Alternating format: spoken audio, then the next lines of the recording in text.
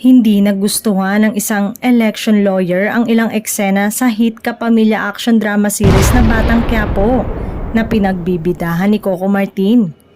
Feeling ng abogadong si Romulo Macalintal, kailangan gumawa ng aksyon ang Komisyon ng Eleksyon o COMELEC upang i-educate ang mga taong involved sa naturang serye tungkol sa issue ng mga premature campaigning.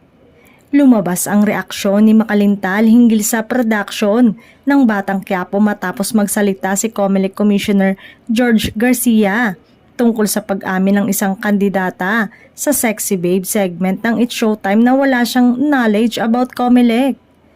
Inimbitahan ni Garcia ang contestant na si Heart Aquino sa tanggapan ng COMELEC at binigyan siya ng tour kasabay ng pagbabahagi sa kanya ng mga duties and responsibilities ng ahensya. Ayon kay Macalintal, kailangan din daw kausapin ng chairperson ng COMELEC ang producer at ang iba pang taong involved sa Batang Quiapo, partikular na ang episode last March 5.